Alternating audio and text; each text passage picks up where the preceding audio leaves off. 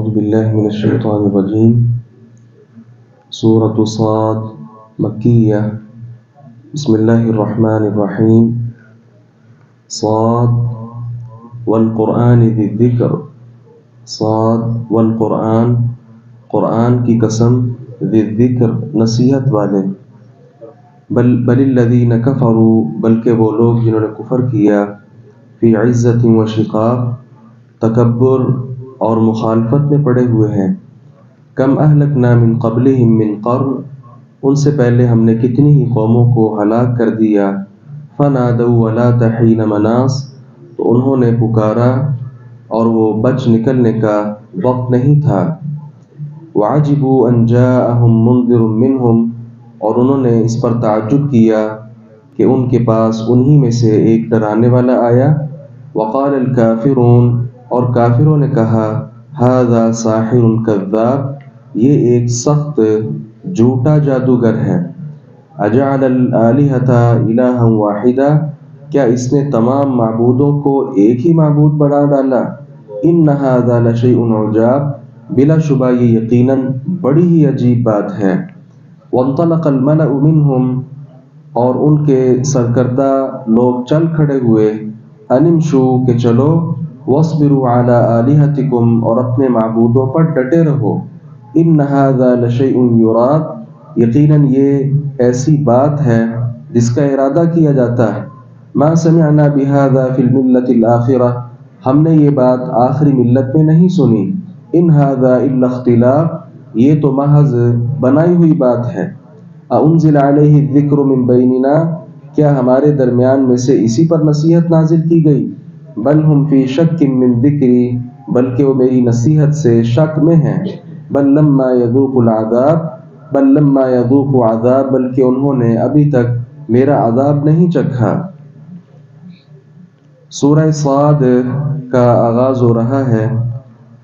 اس سورہ مبارکہ کے آغاز میں اللہ رب العزت نے اس قرآن پاک کو نصیحت والا قرآن بتایا ہے کہ اس قرآن میں سراسر نصیحت موجود ہے. لیکن کافر لوگوں نے اس قرآن پاک سے نصیحت حاصل کرنے کی بجائے کفر اور تکبر میں ہی اپنے آپ کو زیادہ کیا ہے. ان سے پہلے اللہ رب العزت نے فرمایا کہ بہت سی قومیں ہم نے ہلاک کر دیں جب انہوں نے چیخ و پکار کی، اس وقت توبہ کا دروازہ بند ہو چکا تھا. ان لوگوں کا تعجب کیا تھا کہ ہمارے اندر سے ہی ہمیں ڈرانے والا ایک بندہ آ چکا ہے، اور ساتھ ہی کہنے لگے کہ یہ تو بہت بڑا جادوگر اور نہایت جھوٹا ہے. اس پر پہلے ہم بات کر چکے تھے کہ یہ نبی مکرم صلی اللہ علیہ وسلم کو جادوگر کیوں کہتے تھے.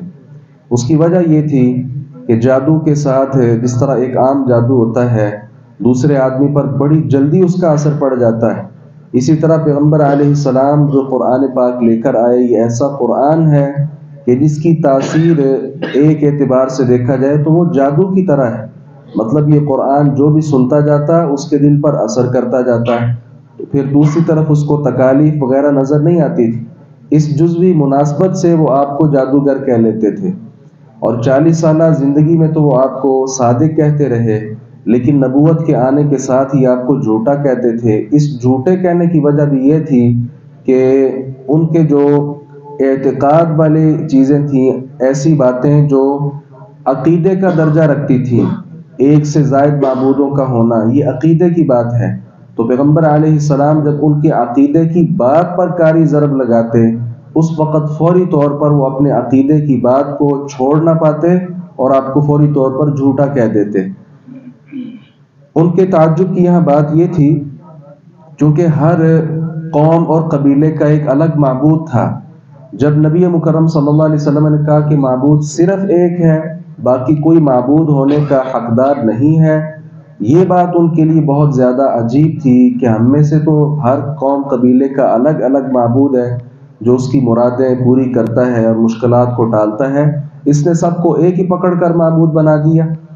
یہاں مفسرین نے اس واقعے کا تذکرہ بھی کیا ہے کہ جب آپ صلی اللہ علیہ وسلم کے چچا ابو طالب کافی زیادہ 80 کے قریب یا اس سے بھی زائد عمر ہو چکی ہے اور زندگی کے ایام وہ بالکل اختتام پر ہیں، اس وقت کفار قریش نے یہ سوچا کہ ان کی وفات کے بعد اگر ہم نبی مکرم صلی اللہ علیہ وسلم کو تنگ کریں گے تو لوگ باتیں کریں گے کہ جب چچا کا سایہ سر پر تھا تب تو اس کو کچھ کہا نہیں، اب چچا نہیں رہا تو اس پر ظلم کرنا شروع کر دیا۔ انہوں نے سوچا کہ ہم اس کی زندگی میں ہی ان کے بھتیجے کے ساتھ کوئی معاملات طے کر لیتے ہیں۔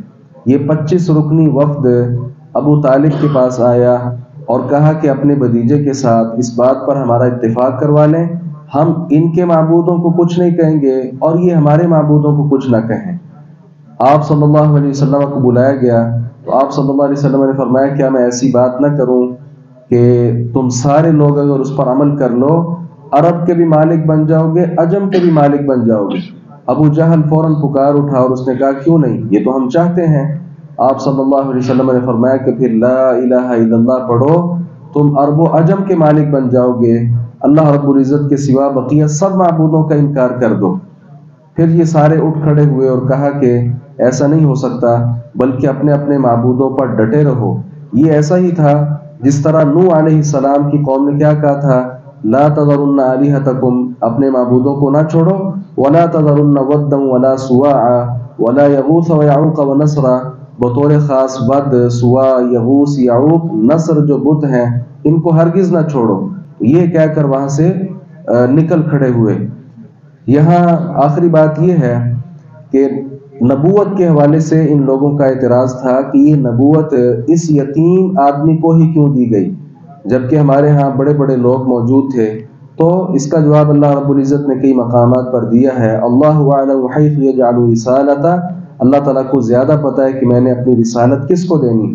اسی طرح دوسرے مقام پر فرمایا ہم یقسمون رحمت ربک، کیا یہ تیرے رب کی رحمت کو تقسیم کرنا چاہتے ہیں؟ یہ نبوت ایک رحمت ہے، اللہ تعالیٰ اپنی رحمت جس پر چاہے کرے۔ تو یہ ان لوگوں کا اعتراض ہے، ظاہر ہے کہ وہ بے جا تھا۔ اس کے کئی طرح کے جواب اللہ رب العزت نے قرآن پاک میں دیے ہیں۔